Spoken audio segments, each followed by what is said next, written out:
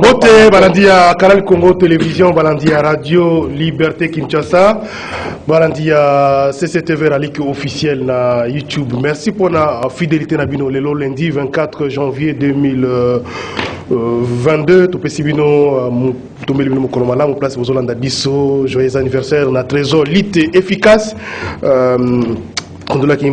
C'était donc le 21, alors mieux vaut tard que jamais, joyeux anniversaire Nandeko, trésor lité efficace. Alors, vous avez vu partout na Kankokolo, na Kamama Mobutu, vous avez vu na Kimbaseke, na Motel Fikin, na Palais de la Nation, la Cité de l'Union Africaine, kuna na Veni Pumbu, tout ça, balandi Bele, kuna, vous avez vu na Kimbaseke, et na Kikole, tout coûte na bino pour un petit déjeuner, il y a chaque tongo, il y a politique, mais l'autre, vous avez mis rapport, dossier, marché central, avec le dernier rapport, il y a IGF.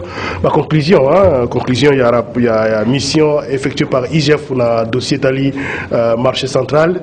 Principalement deux questions, il faut préoccuper le dossier judiciaire, qui est pour le marché, et puis démolition, une année plus tard, construction sociale m'a toujours été, préjudice causé pour Ndekonabiso, Oyobateka Kanazando, Toko Lobelango, na 4e émission, puis la dossier, il y a IDPS avec Kabound, marche organisée par marche de soutien organisée par les députés chez Coco en faveur du chef de l'État, la Kingabois, Toyoki va détruire bongo combattants ou certains partisans, mais même saccager stade, terrain où Kabound a tongapona topé. Donc on a 4 émissions, c'est plus sur le dossier rapport, pourquoi débat contradictoire, deux invités principalement à Tonga Lelo, tous en honorable Mike Mukebai Koso, député provincial pour la ville à Kinshasa. Vous bien malamu pour la commune Nabiso ya Lingwala, Rabai Mukibai Mbote. Mbote de Kolanga jamais dans l'eau. Merci beaucoup. Toujours l'invitation à Biso. J'espère qu'il y a un autre. Merci beaucoup. Alors, Moubenga Mibale en face à honorable Mike Mukibai, nous allons maître Bazin Pembe, maître Bazin Mbote. Mbote ndeko jamais dans l'oso, Mbote na ba Congolais nyonso ba Kolanda Biso. Mbote pena honorable Mike Mukeba Nkoso. Merci beaucoup. Débat na tongo na lobby mi balé. To lingite bato musuba kota la kati parce qu'il faut aussi sa dossier à marché central. Le gars la dernière fois vous avez dit des choses. Donc occasion à cause honorable Mike Mukeba pour le droit de réponse. Alors on a souhaité qu'ils aient la même débat contradictoire comme ça. On espère que to boucler dossier wana pour to kota magamu mususu équipe technique est en place Dadi Kusaka héritier Tubilando Karine Bebasimbi caméra na tongo na lelo ndeko Romain Makonda en place ndeko Géry Amboka na réalisation. Dieu merci Kifu Zapewana de Koaleka Bongo, José Andia et puis Mazouti Mazara Bazawana pour la émission Yatongo Nalelo. Alors rapidement, sujet particulier de ko Bazin Pembe. De ko Jameda, sujet particulier Nangai Ezali ya koloba ete nakotika koloba yangote nakobeta mbela ngonga nyonso pona koyebisa bakonzi ya mboka eke en tout cas ça ne va pas. Ça ne va pas nanzela oyo ya lemba mabulu et komi ebele. Ce qui n'a pas insisté bato bako lembangai mais ça vaut de la peine parce que mutu ko eko bebe zaka yangate et kozala ya opposant oyo akoliga contredire ngai et kozala mutu a société civile et kozala paix ya batu nyonso même ba bazana pouvoir. Kobanda sous-région, ti okoma échangeur, il y a Lemba, en tout cas, ça ne va pas. Maboulou, ezali ko se créer ndeko premier ministre Sama Lukonde. Ndeko ministre Gisaro. Comment centre-ville, Maboulou est toujours partout. Partout. Donc, ozo. Awa na Wangata, partout, Maboulou, donc Uleri, Maboulou, partout. Na Kolobanzelo, na Tambolak. On a yaka tongonyo sonné na koma ville boy. Na Baxelio Wakate. Donc, Maboulou ezali partout. Na kin ndeko ministre ya communication kolobeke. Ba travaux ezali ko évoluer kitoko ya Maboulou mais na ebité soki ndeko Patrick Mouya même liboso a bureau na ye. Ba bi basali évaluation par rapport na financement. Financement, il y a un projet zéro trou, Kinshasa zéro trou. Kinshasa zéro trou, il y a hauteur, il y a 25%. Alors par rapport à 25% financement, donc pour la évolution de travaux, est satisfaisante. Évolution de travaux est n'a pas même Patrick Mouya, ceux qui ont Hollande, service na Hollande, libosoka ya bureau na ye. D'abord, maille est belé, et tondi est belé. Maboulou n'en parlons pas. liboso ya bureau na ye poubelle ezali. Merci. Donc à quoi le babongo c'est comme si il est à parachuter dans le bureau na ye. Non, ça c'est pas le problème. Il y a Patrick Mouya, il y a ça la compte rendu au gouvernement. Non, mais un rapport présenté par le ministre de l'infrastructure. Azali témoin oculaire. Il y a Mabulu à kokipe ko témoin tant bako ça la compte rendu à koki ko lobe kete liboso na ngai ngamo ko na mimone la Mabulu. Azali témoin oculaire de jamais da. Merci. Honorable Mike Mukebay. De pa nali de la cause kambaze. Abi ako babandela na pona bato baso na opposant. Oko wana kwa moto opposition mutako lobati. Mosali programme 0 trou. King 0 trou. Tiko Mabulu bo kunda teska mosana bino yani. Vraiment bien. Les sujets particuliers na yango wana na yanoli na kosukisa na ke musika te sujet particulier nga de na tongo na la muki na cheka nzembo nini to salite to yaki na mutuka na koyoka kaka nini to salite mais wana se pesali matoi na yango na yebi na yepe okuta na ngwa moto ya pouvoir akolela bosali kine 0 tout mabulu ekosida te na sepeli na monite bokosa o baba lokota li français mante yango ekobima kaka na sepeli merci beaucoup ndeko Mike Mukebay dadi kusaka nga perturbé na micro avec semble-t-il assassinat moko salama kilobi na Gombe. Bon, j'ai pas assez de détails chauffeur d'après Kisolokile, je crois c'est ça, donc j'ai pas assez de détails sur ça. On va suivre la situation d'insécurité avec les colons un peu partout et ça kolba mon mingi.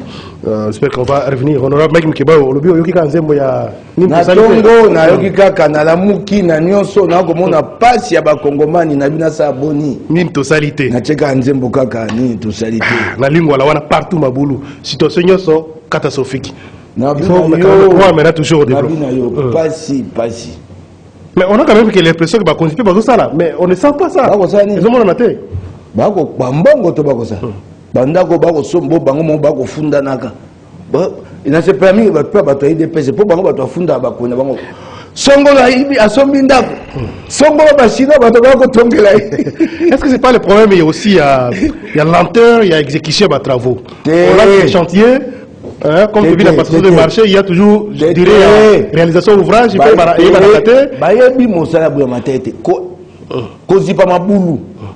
c'est pas un programme, c'est de l'entretien. Vous ne pouvez pas annoncer comme ça avec pompe, opération Kim 0. Non, c'est de l'entretien. Et à mon salaire, ça m'a mis cognon sort. Basé Pembe. Si quoi autant va annoncer en haut, tant que vous voyez qu'il s'agit 0 tout. Mabulu yango boni obutanga kyo bosa tango bosa kisasa zero tout mabulu asiko ezosama esengeli ko banda kosala service ya monitoring. Merci. Mbongo ya foner eripo na entretien routier libulu soke bandika moke service ya monitoring asa yebi boye faut service de façon permanente ba kotika libulu ya monene comme na $100,000 c'est comme kama bosa boni service à monitoring et à la mbongo ya foner wana o bako beta to te côté belé so li boule bandi mo kena bumbu bukangia. Merci ndeko Honorable Mike Mukebay ba infirmier et puis ma personnel non médecin bazo reprendre ba travaux misala lelo na hôpital nyonso ya l'état sur toute l'étendue de la République démocratique du Congo ba signé déjà protocole d'accord avec le gouvernement de la République. C'est quand même une bonne nouvelle mais ça ne vous empêche pas ce que lingozo ngamo créer. Oui, na lingi d'abord na féliciter ministre ya santé. J'ai suivi un dossier na Top Congo, excusez-moi na cité chaîne, et c'est là qu'il se pèse sangai. Il y a basketteur moko na ville ya entre Kananga et Bujimai. Entraîneur na ya c'est là il ko bétailler. Parce que Mokonzambo kapesa ki bango bambongo mais entraîneur a obligé ki bango basa la rétrocession. Mais ye garçon wana aboyaki. Entraîneur na ya bétier mais ministre ya santé a monaki ka ya garçon wana très grave. Azui maman ya garçon wana na ye malade aye na bangwawa bazali na clinique ngaliema. J'ai suivi témoignage ya maman wana azali ko remercier ye azali ko senga azali ko loba ete à chaque matin azali ko benga bango pona koyeba évolution ya mwana ezandeni coup de chapeau pona ye pona eloko wana mais esalinga pas sebele pona koyoka ete non nazana plateau na député provincial ya ville ya Kinshasa makambo to lobela iza ya ville ya Kinshasa député ya ville à Kinshasa et que ça là-bas na Kinshasa passe à la mouki na tongo on l'a raisonné comment koki ko évaluer situation à ville à Kinshasa mais il y a zolo kané nzembo et puis azoya na télévision pour na kolobe que non na tongwa lelo na mutu kanangai na bandeko ndeko yoka nzembo nini to salité alors que ya azali de c'est ça le problème un message ça qui lité ya liboso ya mutuya ya lité ya député ko sala edi lité ya député ya ko interpeller lité ya député ya kolobe que non toyoki ba suggestion nazaki na plateau en honorable Mukebai yo journaliste au PC information ya hôpital oyo ya na Kalembele Mbasi si me trompe pas mais na kanisa kete no alinyaki azwa maloba liboso alobeki no jamais da na monaki image moko awa isalinga passe ndenge na député ville à Kinshasa hôpital ango pesa na circonscription na ngai na kende ko tala état hôpital wana mais yeye na télévision azo yibisa biso no ala ninzembo ni to salité alors que yo pesa ki ba élément c'est déplorable. Merci c'est déplorable honorable Mukebai na ko senga yo wa juste batir tala réaction rapidement to ko na TV duba makambo ya njela makambo ni za njela edimile na mulala yo yo penser c'est là Muketo ko tuna ba sujet de débat njela bo BBC TV bino bilenge so bola mukibo banyoko koloba naza na droit ko kanzembo na ngani to salité et ko pekisa ngati ensemble ça député tia maeli na limano so na okinzembo na ngani to salité ngo bati na usa musa député te boko tindanga musaba député abo zoba ngo tindanga boko ndakotala ba l'hôpital so na kotala ngo ndinga mona ko bongisa ngo ba député spectacle oya union sacrée ndenge zaka ya PPD ba député boko saba action boya kokosa watu na TV depuis que vos députés font des actions de visite qu'est-ce qu'il y a dans ce pays député Moussa nanga baso ebisa yo soko yebi Moussa député tetalio na misami bale légiférer et contrôler contrôler il faut quitter la terre ils ont signé quitter la terre so na sango na bengisi motoyer na assemblée provinciale à Yanoli so na bengisi ministre provincial de la santé pour la Likambouane et c'est que na kenga n'étendre que député spectacle ba député à l'Okuta bozo ko yiba mbongo na ba gouvernement vous protégez l'exécutif et bo timbongo boyo ko sa action na terrain tu veux m'amener dans cette députation là. Merci honorable Mike Mukebai. La loi bino union sacrée il y a spectacle merci ndeko na kanga na TV. Merci de Mike Mukebai. Débat principal na biso ko porter na capitale marché central na nito sili sanango to suki sanango mais na ningo sama commentaire muke na dossier Kabunda des déclarations qui se multiplient toujours pour na ko départ naie soit na parti soit na niveau assemblée déjà ko apporter soutien par la chef de l'État par la FRDC en tout cas des fédérations un peu partout ça bouge lobby l'oleki tout le monde marche organisée par député Jekoko Mulumba je crois que vous avez suivi marche wana. C'était une sorte de ça, la défi. D'abord,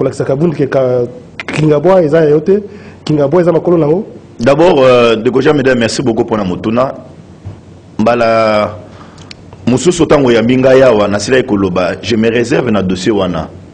Mais na Utupe Kolanda ba image wana et salinga passe. Ce qui se passe à l'IDP, c'est un problème interne. Et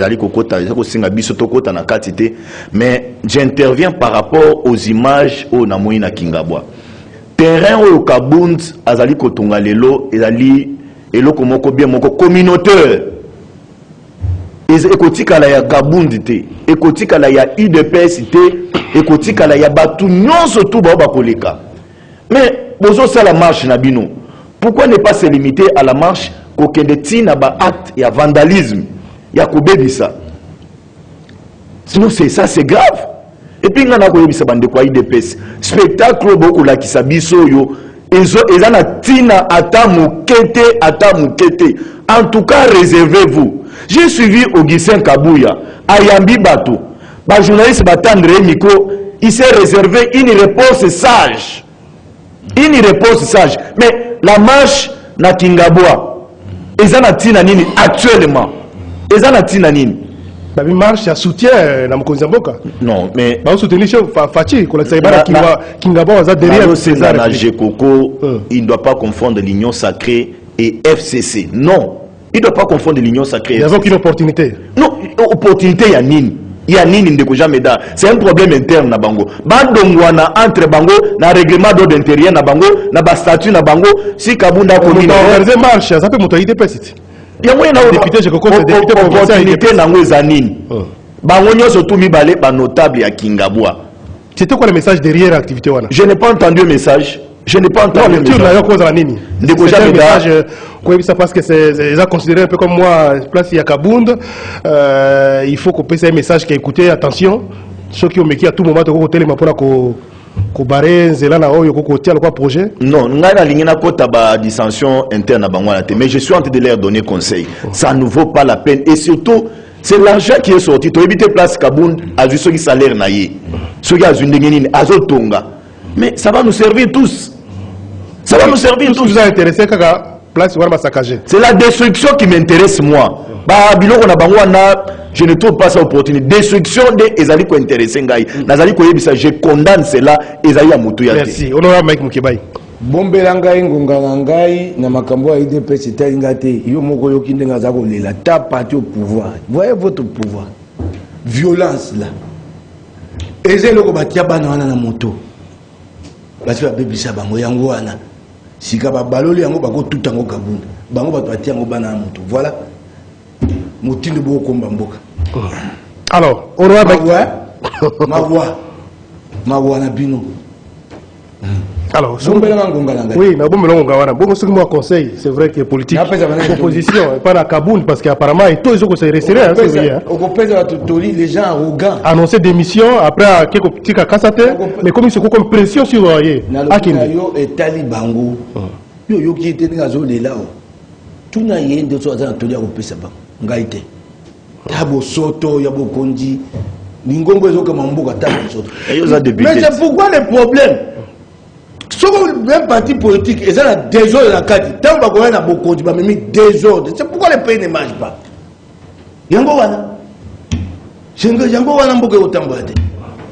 Quel modèle, quel exemple, parti présidentiel sur la qui s'en a opinion? Oui, Gaï n'a compris d'été. Ça vous met un peu mal à l'aise, hein, quand il est sacré. Nazana ba estime belé, na ba parti surtout ils ont une union sacrée. Nazana pe na ba estime belé na honorable Mike Mukebai. Yango nazo insister toujours honorable Mike Mukebai azali ezana bato moko ya lingwa la bavota yo balongwa lelo bake kingabwa bake ofutela kuna moto wa kingabwa ko mona lit na yo alongwe kingabwa ayo pesa ovwa na lingwa la mais bazo tuna yo conseil nini soki lelo bato bakufi olika na télévision oyo sala statistique bato bakufi. Monsieur, tu as un problème dans ta tête. Est-ce que c'est un problème de l'IDPS ou bien ce sont les Congolais qui sont là dans la ville à Kinshasa? Je veux conseiller les gens de l'IDPS. Oh non, non, non, non, honorable. Je suis un Congolais, je conseiller Bango. De la même manière, on va dire qu'on s'est réservé. Il y a pas le la conseil pour PCT. Na condamné destruction méchante. Mais yokaye, oui, condamné, mais si on a établi Makamazoli dans l'IDPS, c'est vrai que c'est un problème interne, mais ça peut impacter parce que vous êtes dans la coalition avec l'IDPS. Tant que vous que les zones à chaque fois, je pense pas que vous êtes à l'aise politiquement. Déjà, mais dans les journalistes intelligent.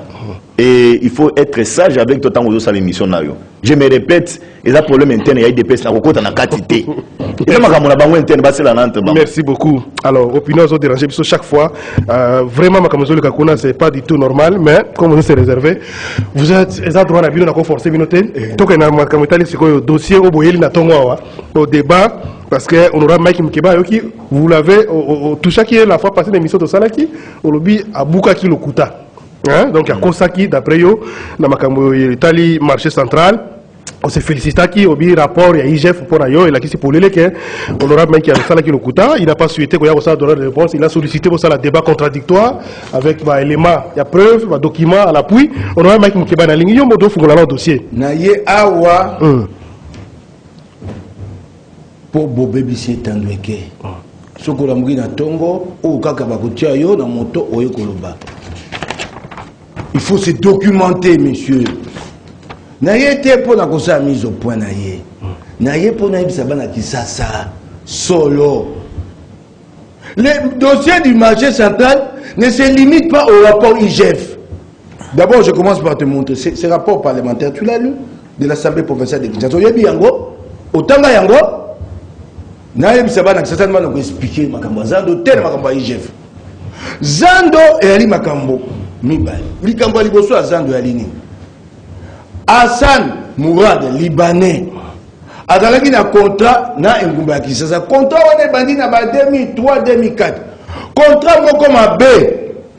Jean Kimbunda moto atchali nzaka na contrat moto mokola tanga contrat wana na oka pasi na motema o ba bengi na lokota lifante contrat léonin nyonso epa ya libanais engumba kisasa ozelo ka malonga te ngobila akomi mokonzi ya engumba kisasa atali contrat wana alobite contrat ya limabe kasi contrat lobite po kata contrat esengolanda mibeko ekomami na kati ya contrat ekosenga opesa moto kwa ya kati ya contrat préavis ya 3 mois wana contrat mutelobi ngobila talanda mibeko ya kamati akangi magazini ya Hassan alabuki kala boya akangi abikanga yango Hassan azaina mabe mema ina nzela ya mibeko yo memiye na nzela nko Hassan akei afundi na coup d'appel oh non so agoba ya yebi yango te ayeka makambo ya IGF Hassan afundi na coup d'appel et puis Hassan elonga balibo funga magazine ngobila boy akei na appel na conseil d'état et puis suka elonga na Hassan bayebi singobila fongola magazine ya Hassan ngobila boy conseil d'état ko saba benga na nzaya mibeko réquisition ya force publique bayeba fongoli magazine ya Hassan akoti magazine azali na jugement ya conseil d'état o lobite bazongisa ngobila abaluki akozwa mokonzi mboka memi mokonzi mboka alobi Hassan boso na zango tango babika Hassan boso na zango ngobila kaya bukizana en dépit de décision judiciaire. Il y a une décision du conseil d'état. Tu es juriste, monsieur. Conseil d'état, n'a pas de ce qu'on t'a yango. Poyo, oh bah tu as un moteur, ça rapport IGF. Oh. Continuez là, on peut se manoba. Une décision du conseil d'état. Ngobila va détruire les magasins. Il démolit. Ndanga tozana obwe. Matali kolo kitana c'est l'affaire qui est là, c'est pas l'affaire entre Ngobila et Mukebai. La ville paiera. Nous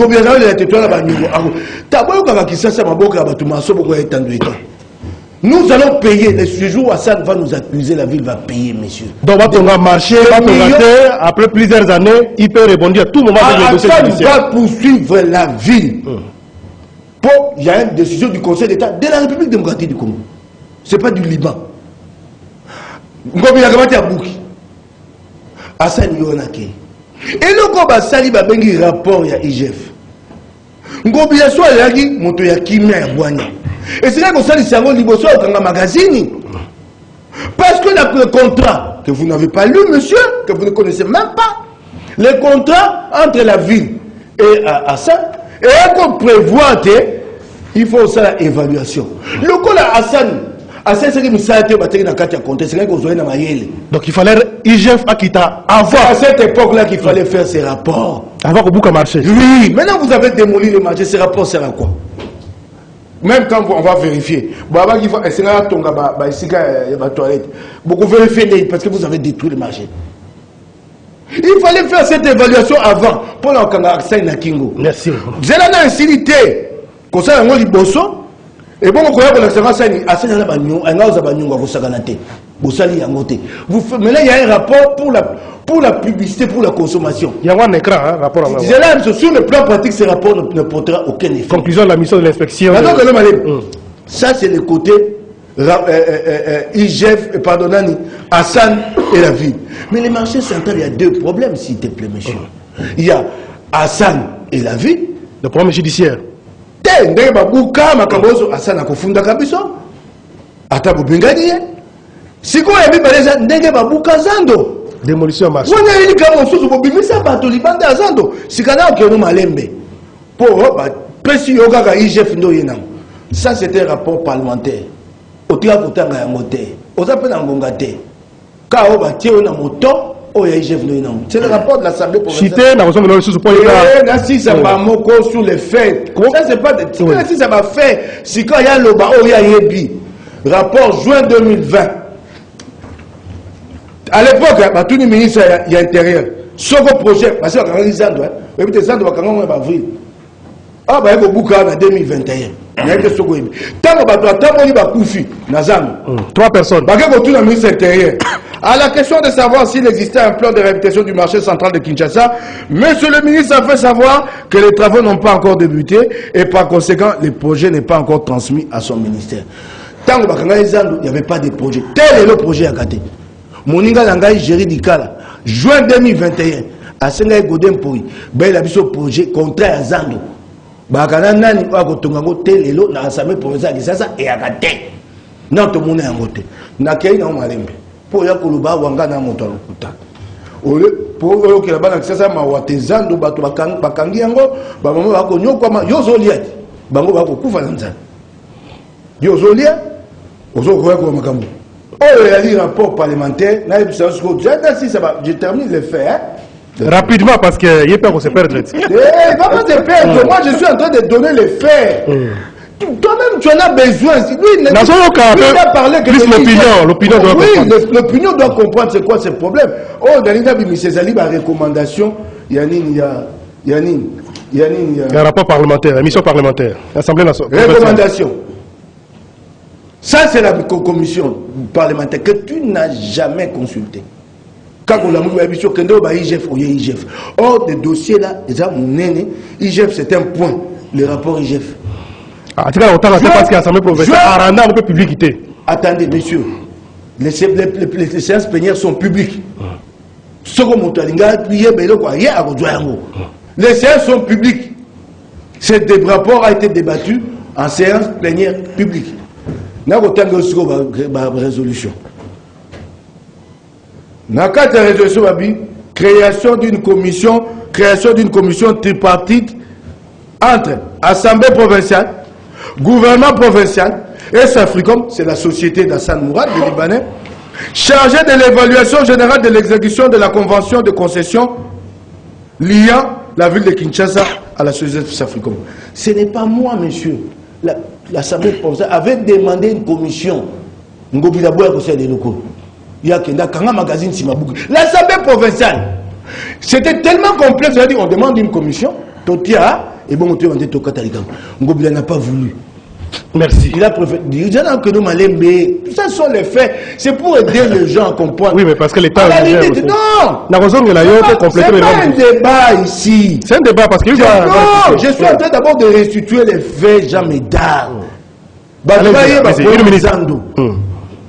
La commission avait demandé quoi? L'Assemblée provinciale avait demandé quoi? Commission tripartite. Ngobile est passé outre. Entre autres, la commission avait demandé,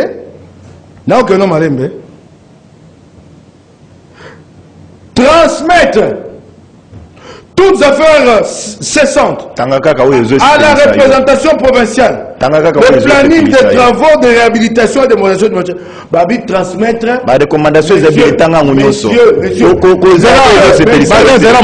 Messieurs, s'il te plaît, par respect pour les téléspectateurs, tu n'as jamais été préoccupé au commission rapport. Par respect, ne me perturbe pas. On dit ici, transmettre toutes les affaires cessantes à la représentation provinciale. Le planning des travaux de réhabilitation et de modernisation du marché central. Babi transmettre. Tu sais qui avait conduit cette... Ça a été fait? Jamais. On dit transmettre toutes les affaires cessantes. Le planning des travaux de réhabilitation de pour exalter. Donc, si le nom a député provincial, assemblée provinciale, vous avez même été évolution, cette commission, Peter Kazel. Il est en vie. Président du groupe parlementaire IDPS. Donc, je suis venu plus. Ce qu'on a dit respect dans le terme des téléspectateurs, après cet exposé de faits, parce qu'il n'y a plus rien à dire. Je suis venu restituer les faits. Merci. C'est quoi le rapport IGF? C'est quoi le problème du marché central? Et pas Etozali Lelo, et pas Etokende. Maintenant, ça fait une année. Mobu Mobimba, Bakanga Zando, et pas Etokende réalité. Merci. Nous allons avec Moukebaï. Maître Bazé Pembe, Oyoki exposé, il y a pas fait, honorable Mike Moukebaï. Alors, na évité place ni la consi et wapi parce que la fois passée vous avez dit que Aboukaki Lokuta la dossier à marché central mais à présenter fait na vous avez suivi ça religieusement réaction na yo ndeko Jameda oyebi to mesani etandoike mesani ko kosa bakino ebele. Je suis en face d'un député provincial nazali ko souligner yango mais a permettre ngai azali ko ignorer ba tâche na ye musala na ye nazo banana na ba préalable un rapport ya commission ce que osali ba recommandation ezali na kati ba oyo balandelaka yango nde bango entre autres ye ba congolais batuna ye mutuna azwa rapport oyo akati yango na tiroir na ye suivi oyo ye asala ezali nini suivi oyo ye asala ezali nini parce qu'ils ont constaté un fait sur le terrain ye député ngako na citoyen landa na information musote mais ye député loko nini honorable Mukeba asali et puis bakino baye ba rapport oyo salemi depuis quand ako excusez ngai eza ta na date té na za na date té date ezate mais tikanga si lisate zala calme té je vous donne donne-moi la date donne-moi la date je suis serein donne-moi la date. Ce rapport a été réalisé en juin 2020. Ce rapport est subséquent à la marche des vendeurs qui avait conduit à mort d'homme. Tango Bato Koufi Nazando Misato, Assemblée provinciale qui ça et Tindi Bakosa Mosalawa. Merci. De quoi précision. Pour nous voyer bisaye. Que suivi atikala kosala na s'attaquer na ba député Mosote parce qu'il a qualifié bango bazoba. Oui. Oh papa na komiango de Jameda alobi boye il y a de certains députés baza zoba. Moi j'écris tant que tout le mutuna olobi monsala député zanini ya ko légiférer ya ko bien ko sala ya répondre à répondre ya alobi monsala biso ya ko légiférer pour ko sala contrôle yo répliquer na question olobi contrôle wana sala makawap sur le terrain nde ayo ko lobe kino ngai je peux pas me comporter comme un député mais c'est un rapport ngai de Jameda. Oui, c'est que vous avez dit émission vous avez faut pas révision s'il vous plaît et vous en avez révision honorable laisse-moi terminer non laisse-moi terminer si vous voulez retirez s'il vous plaît s'il vous plaît je prends les téléspectateurs à témoin. Nous allons revoir cette émission, nous revenons ici vous et moi lundi. Merci. Rendez-vous. Si je suis d'accord. Je suis d'accord. Chers téléspectateurs, José on a dit émission lundi. Parti on va se voir. Allez-y. Si je ne l'ai pas dit lundi, si moi je l'ai dit, je prends des excuses. Si je ne l'ai pas dit et vous faites quoi? Présente aussi les excuses. Je vais vous présenter mes excuses. Merci. Merci. Mais c'est fini, non? Jamais rapport. Mike Mukebai, Abuka Kilokuta. Abuka Kilokuta, boy. n'a pas fait. N'a rappelé Mike que depuis 1989, tant que ça marché à Villa Kinshasa en 1970, 1989, c'était prévu que nous allons au moins 15 500 vendeurs, si je ne me trompe pas. Mais les lots, commis combien?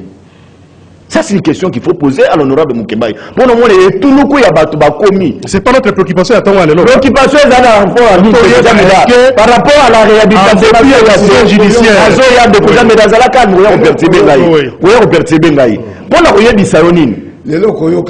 situation a évolué dans la calme.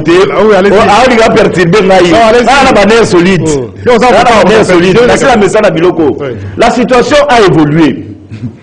Non, Jameda, honorable Mike Mukebai, aye bisabiso que non, situation tozalaki nango le temps tozalaki rapport, na oza lelo échanger. Alors, c'est là s'il vous plaît, honorable Mike Mukebai lobi boye parce que tozala deux dossiers. Makametali justice se rendre à ça na saisir justice na cour d'appel ba pesi raison. Gouverneur ce gouvernorat à Kinshasa et na conseil d'état a pesi à ça raison. En dépit de la décision judiciaire Ngobila a Boukizando.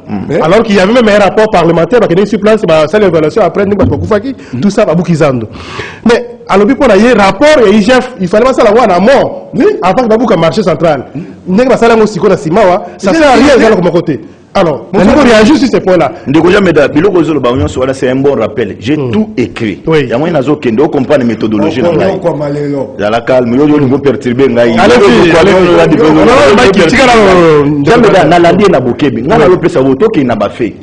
Marché central est tongami. Qui aujourd'hui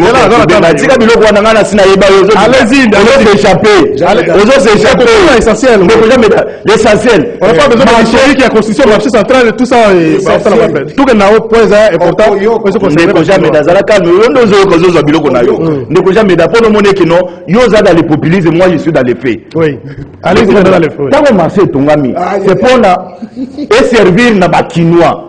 Bateka na ba conditions convenables Mike Mukeba honorable Ngoso.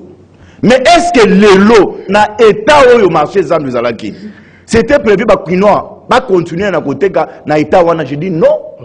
C'était important ba réhabiliter ou bien ba construire marché zando yasika. À suivre le loi Mike Mukeba a contre-terre réhabilitation marché central mais c'est procédure hein moto a investi mbongo na aussi dans le dossier n'a été Bouki. Au plus tard, il y a toujours problème na charge de la nouvelle ville. Il y a un enchaînement logique. Il y a perturber ngai pamba.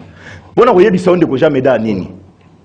Hassan abanda ko servir azo zwa mbongo ya marché ya zando ya ville ya Kinshasa. Ya ba Kinois. Mais mbongo oyo nde ko Hassan abanda yozwa. E banda ko profiter na ba Kinois te? Tout à fait. Mosolo ezokeni na ba poche na ye. Eza na ba poche ya ba Congolais te. C'est pourquoi le gouvernorat provincial ya ville ya Kinshasa tango ba examiner rapport ya Zando depuis que Hassan abandaki kokamba transabilité ezalakité. C'est tout à fait normal que ville ya Kinshasa ba constater que non mbongo ba ko futa mpako ezako ke na ba poche ezali ko servir te Zwando ezaki na toilette te étalage ya malongo ezalakité nde le gouvernorat ngobila tango aye il a décidé à ce que va détruire pour na batonga. Ne ko jamais da. Va détruire pour na batonga. Bénéficiaire, ba commerçant, ba oyo bazana zandu. Bazali côté kana ba condition ya mabe. Mais oza juriste maître, ce que mon demande que ba droit na ezali violé. Ako saisir justice. Ko dénier droit ko saisir justice te. Nazo maintenant la décision judiciaire. Nazo dénier droit na ya ko saisir justice. Tikanga bien na kenne na okende. Nazo dénier droit na ya ko saisir justice te. C'était un faux fuyant pour Nassan. C'était un faux fuyant pour Nassan. À mon que non, Nassali Bakino m'a bébélé. Comment n'a pas se cacher? Rapport à IGF, il faut servir la même sikoyo. Nazo ya siko na rapport à IGF. Pour na comment on a 5 date, c'était en connaissance de cause. Après singa lobi na mois de juin. Mais IGF, tant qu'on va constater que non Bakino ba kolela. Le pourquoi Ngobila de toute la vie de Kinshasa. Ngobila aussi à Koutana Batoije Fasolona Bangwalobi non. Les Kinois n'ont jamais profité. Pour preuve, Bokende ko enquêter. Les rapports est là. C'est pourquoi honorable Mike Mukebai. Azo qui m'a rapport à IGF. Mais ça va servir à quoi, monsieur? Ça va servir à quoi? Ça va nous amener aux enquêtes. C'est l'argent des Kinois qui a été volé. Et Zambongonde et Yibama. Rapport et Ango de Kojamedar. Et Zali ko détaillé. Zala calme. Zala calme. Alors, le problème c'est que rapport, il fallait ça les malamons de Kobazer. Ça peut même en amont, on n'a pas le temps de Transligne et appuyer rapport à IGF. Alors qu'ils n'ont pas rien fait sur le terrain. L'IGF contrôle l'argent. L'IGF faisait ma camboba destruction. Mais l'argent est tombé fatal. Est-ce que Ndako va tout c'est le papier. Mbongo ezaka na papier. Mbongo ezaka na papier. Mbongo ezaka na destruction on a été. Mbongo ezaka na papier. Même bango na kati rapport na bangwa. Basali ko faire état que nos anduzaki na état moko de délabrement très avancé. C'était urgent impérieux batonga zando. C'est pourquoi IGF, c'est l'inspection générale des finances. Bango ezama kamambongo. C'est l'argent du contribuable congolais. Alors, si quoi plus tard, 2 ans, 3 ans, 10 ans après, ceux qui ont ça à saisir justice sur base de la décision de Zangouana, bakoyoka décision judiciaire ou bakolanda rapport à IGF. Est-ce que y a des préjudices au biso congolais to subir? Nambongo nyonso tu IGF azo salita. Oye préjudice au biso to subir. Yozo talaka asana zonga zando. Oye préjudice au biso to subir. Na tala sikolo na bando lobeki no honorable Mike Mukeba azo balukuta. Parce que ngani muto na lobaki. Na senga ke no aya a contredire ngai. Je dis ngai. Allez-y la place à l'hôpital. Place il na kosi sur ce dossier. À cause pourquoi ndeko Jameda. Je vais prendre seulement son rapport. C'est là que le bangon entré de Genangai. Il a un rapport. Ce qui est rapport, il s'allume à niveau de l'Assemblée nationale, il s'allume à niveau provincial.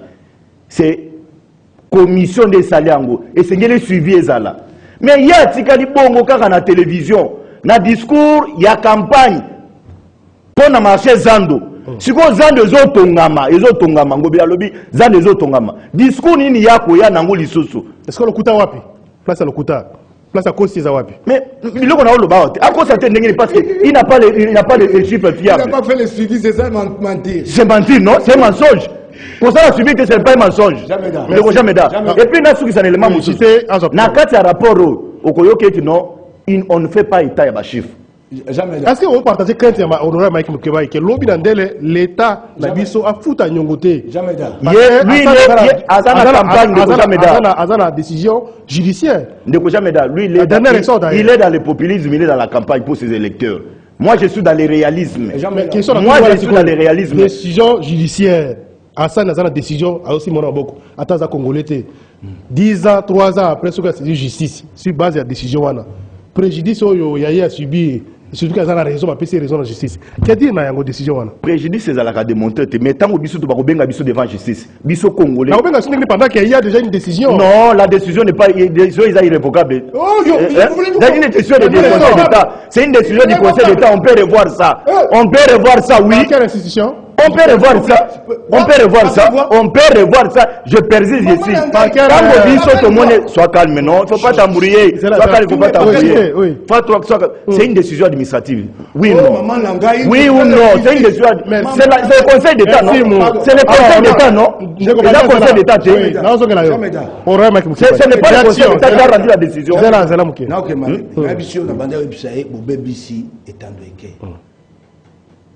Comme la mouki aye on est sur le kena moto ekoloba to sunga ba congomanité. C'est pas un député qui fait le suivi des recommandations de toute une assemblée. Je ne sais pas monsieur si tu l'as vu où. Moukeba il ne peut pas faire le suivi à lui seul. Oh, s'il vous plaît monsieur, si vous ne connaissez pas les pratiques parlementaires, apprenez. Je ne peux pas faire le suivi. Attendez. Des recommandations de l'Assemblée provinciale au gouvernement provincial. C'est pas l'individu Moukeba. Ça, c'est grave. Je peux poser... Alors, qu'est-ce que... On relation honorable. Je peux poser les questions.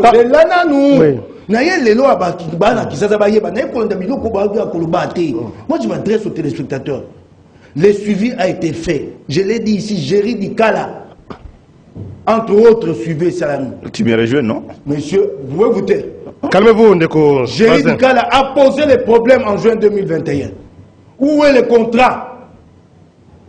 Va demander à Ngobila où est le contrat. Qui est Ngobila Tindi Abisote? Alors, quand on a constaté cette violation, vous avez la parole honorable, quand on a constaté la violation, un rapport, quelle a été l'attitude de l'Assemblée provinciale? Parce que l'Assemblée provinciale est la majorité, son majorité à l'Assemblée provinciale. Et d'autres, ça, Makambo, oh yo, Vous avez pour la majorité. Vous avez une voix délibérative. Oui, mais il peut Vous avez une voix délibérative. Attendez, Bazin. Il peut réagir, mais ceux qui sont majorité parlementaire, si on ne fait rien. Vraiment, je ne sais pas, je vais finir par sortir de... Non, il ne faut pas sortir. Mais ça, la débat, on aura... S'il vous plaît, monsieur, s'il vous plaît, sur le pratique élémentaire, monsieur, ne me contrariez pas. J'ai une voix délibérative, ça signifie quoi en français? On délibère, on vote à la fin, non? Et quand on a voté, que la majorité a voté, moi je fais quoi? Comment est-ce que vous, électeur, ton travail finit là. Nous allons. Si on a voté, je fais quoi après? Ton travail finit là. Regarde-moi. Monsieur, oh là là, honorable Mike. Attendez. Monsieur, je t'en prie. Oui. Il a été demandé si j'ai menti ou. Au moins, il y a comment le subterfuge. Je n'ai pas fait de suivi. J'ai recadré, hein, j'ai donné les faits. Au lobité. Ces rapports de l'IGF ne servent à rien. Oh. Tu sais pourquoi? Il y a une décision de justice, Conseil d'État. C'est une décision de justice. Le Conseil d'État juge des questions administratives, mais la décision du Conseil d'État n'est pas une décision administrative. C'est une décision de justice. Comment tu peux être devant un juriste et n'a perdre qui un juge de question des affaires administratives, mais la décision est une décision de justice. Elle est irrévocable. Irrévocable. Allons-y. Cette décision, pourquoi cette préoccupation? Il y a que ça là. Maintenant, vous avez détruit les marchés. Tant que vous avez toilette, on vérifie on est. Pourquoi n'avons pas fait cette enquête avant? IGF n'a pas ce travail-là. Monsieur, ce n'est pas le travail de l'IGF qui est dans la toilette. Ah, monsieur, l'IGF, c'est les finances, honorable. Attendez, comment ça va qui a sorti le mot que Batonga toilette était yote? Et Zangaï, mais par rapport au contrôle de la finance. Attendez. Le contrat prévoyait que Africa Matsala. Est-ce que c'est rationnel? Pourquoi ne pas faire cette enquête avant? On veut se battre, vous venez défendre n'importe quoi à la télévision. Pourquoi n'avoir pas réalisé cette enquête? La convention prévoyait une évaluation tous les 3 mois. Pourquoi on n'a pas fait cette évaluation? Dans les contrats. Pourquoi on n'a pas fait cette évaluation? À l'époque, vous dites en amont, ça ne sert plus à quoi? Et puis je vais y aller. Quelle est la valeur de ces rapports si vous l'amenez en justice pendant que le marché est détruit? C'est un détournement. Monsieur. C'est un détournement. C'est un détournement. Mais c'est la valeur. Monsieur, d'abord, je vais là, honorable. Monsieur,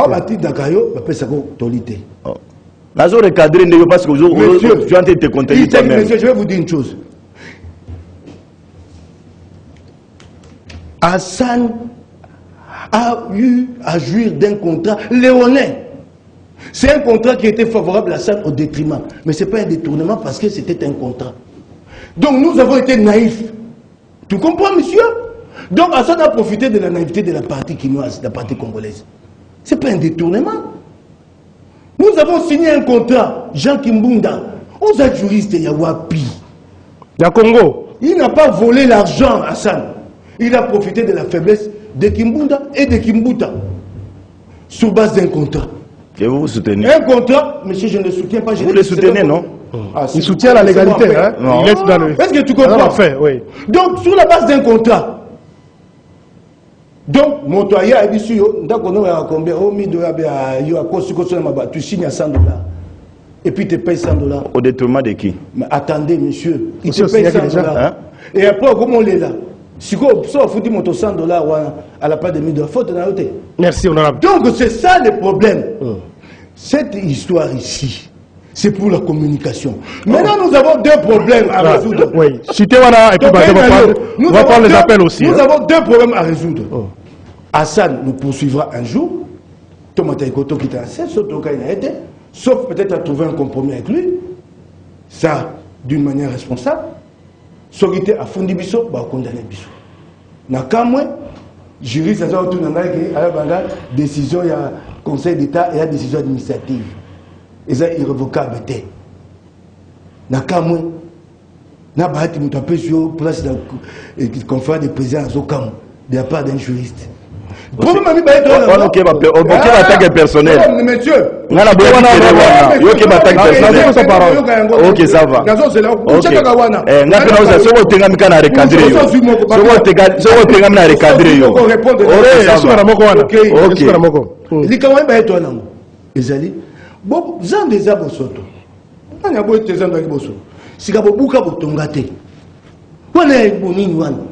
Obizanga ya bosoto na bola itezanga ya bosoto siko buki otongite oyewa miso ba otaba to bi ngobila laki combien de fois on a promis de construire le marché?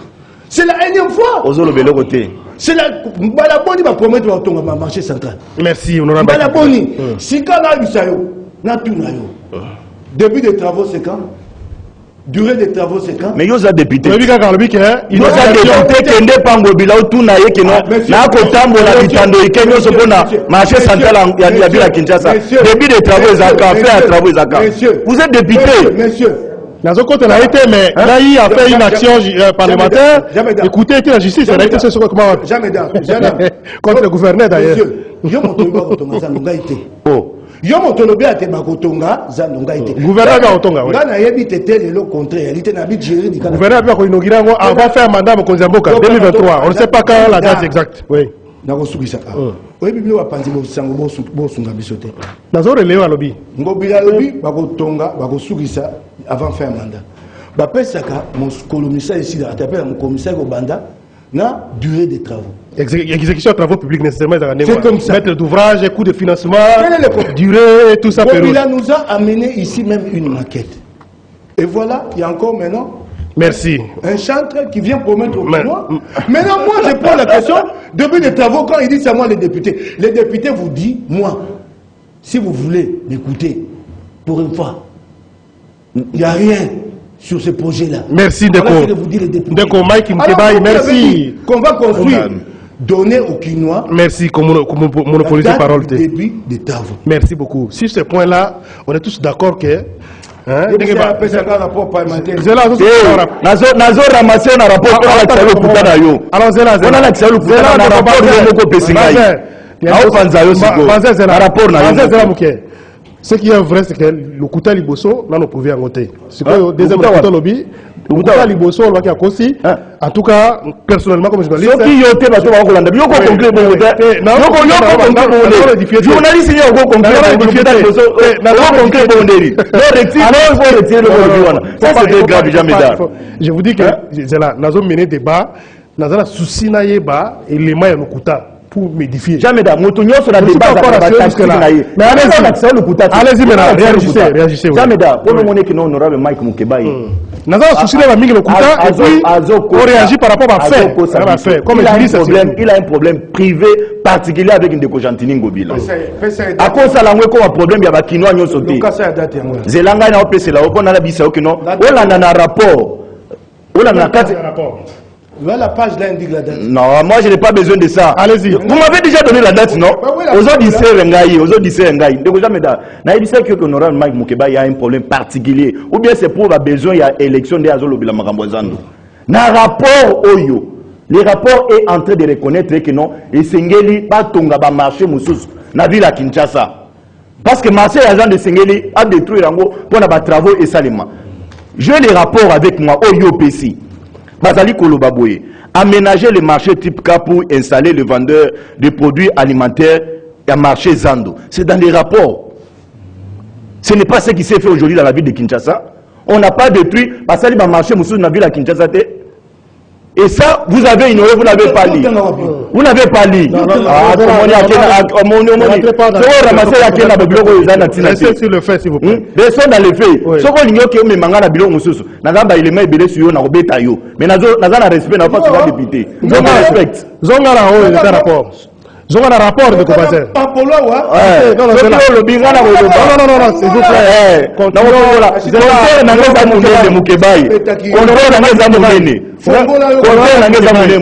toujours élégant à plateau.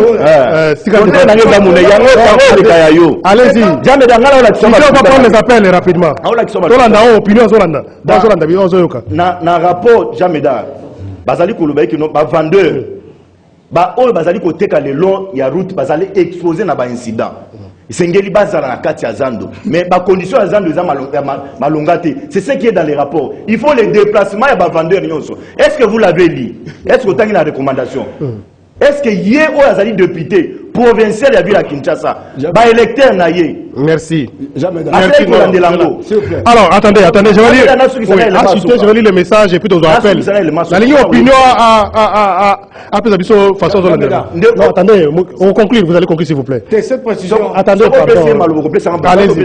allez-y chité wana de jamais da ngana zozonga na oyo ezali ko préoccuper ba Kinois c'est les rapports de l'IGF. C'est les rapports du parce que les rapports j'allais ça les m'a inventé. Non, jamais là. Ce qui est ça les ça allait être une erreur grave. J'allais pas voir les rapports. Patras et Linga Kekima. Merci beaucoup. Et puis le rapport a été fait sur base il y a pas de recommandation. Sur base il y a pas de demande, il y a pas de députés provinciaux, il y a vu la Kinshasa la gouvernement. Non, c'est la bande à la demande. Merci. C'est ça, monsieur. Maître Bazer, s'il vous plaît. Alors, bonjour. Attendez. Je vais lire le message. Non, ça va. Gardez qu'on conclue s'il vous plaît. Zela Mukende Komai Kimkibai. Bonjour Jimel, vraiment. Bonsunga, voilà. Bonjour Jean Médard Liosso. Tu vois ce qui arrive à Maître Bazer. C'est facile de parler d'une personne en son absence en face de Mukebai Bazer et dans le firmament. Alors, bonjour Jimel, vraiment. Bonsunga Bazer, Abenga Mike Mlokuta, P. C'est un message de Côte Belé. Je vais arrêter la connexion. Pour, en attendant, des copains, c'est un rapport à Mike.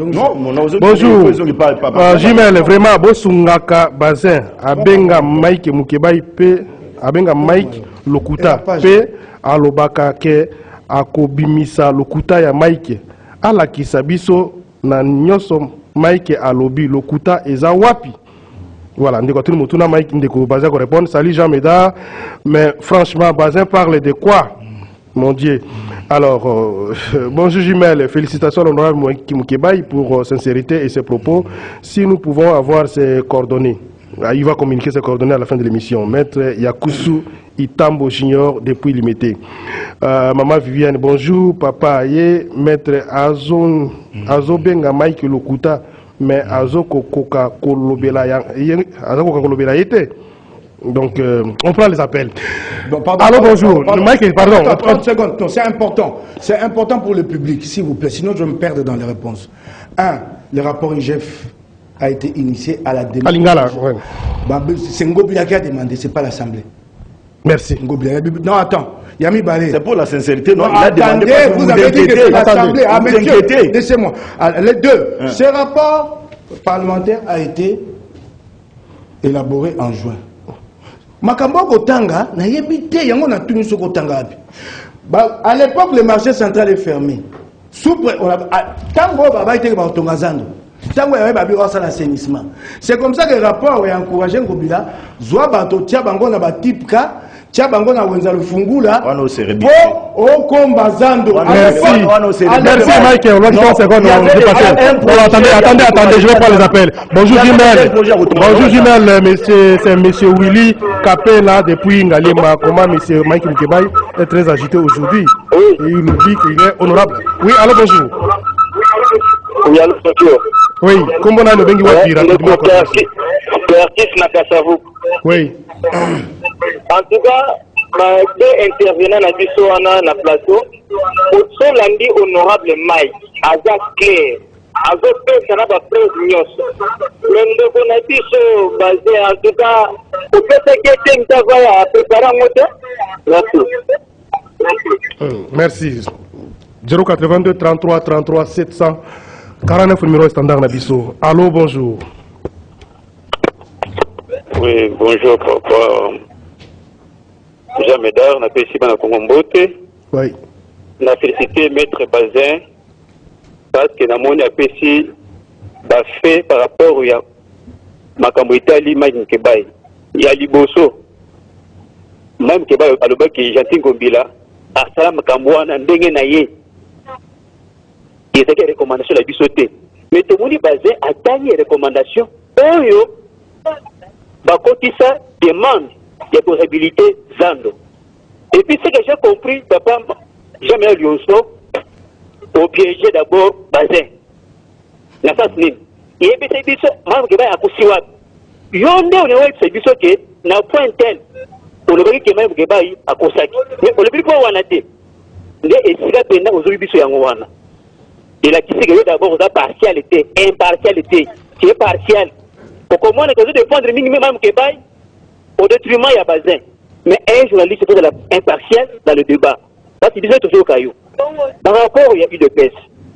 UDPS, c'est un grand parti politique où il y a la démocratie. Tout le monde on avait perdu. Un militant allié à contribuer. Cadre parti. Mais cadre parti du Moulani a tué la moutou. Merci. Tous appellent Yasuka. Ndeko Dadi appelle Yasuka. Et puis, Bandeko va répondre. Allô, bonjour. Allô? Bonjour. Allô, bonjour. Oui. Allô, bonjour. Bonjour, papa. Vraiment, l'émission est là qui que l'ami Bazin, alors maître Bazin, alors qui que l'honorable à Kosaki. Mais Bazin Azala qui est incapable de toi de démontrer mensonge de honorable. Il s'est mis à balbutier, il s'est mis à raconter sa vie. Donc, vraiment, l'honorable Azala qui clair, il a démontré noir sur blanc comment le comportement Yangobila va porter préjudice à la République dans les années à venir. Nous aurons à payer Bambongo par dommage intérêt à l'égard de la mission parce qu'il n'a pas respecté la procédure. Merci Ndeko Tosugi Wanapona Lelo. m'appelle Moussou pour poursuivre la deuxième partie à rendez-vous des auditeurs, la deuxième partie 10h30. Alors, Ndeko Moko, Raphaël Abi, impartialité. Journaliste, il faut qu'on ait que en dehors de le fait que nous avons un débat, mais nous avons une opinion sur un sujet, sur la monnaie que nous allons édifier, pas avant nous avons édifié, il faut que nous allons assurer. Donc, nous avons insisté sur un invité, que ça veut dire que nous avons posé un élément, nous avons mis un élément.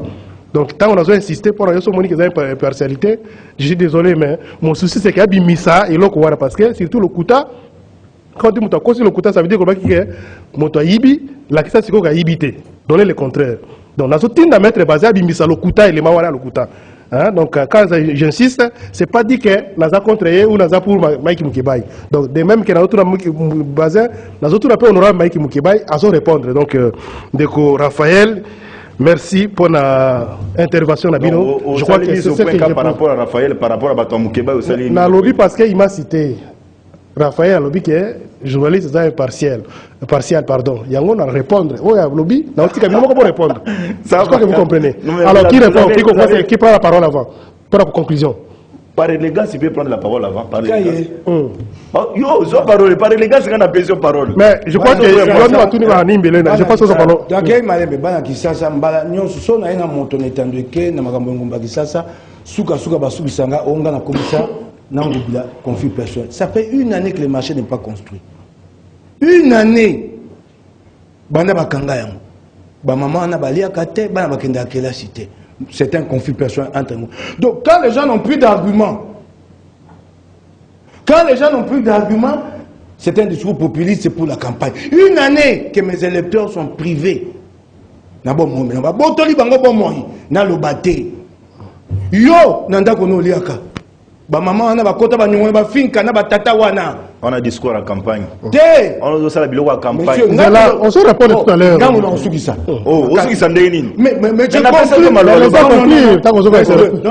pas bien. Moi je vais. Non, c'est ça.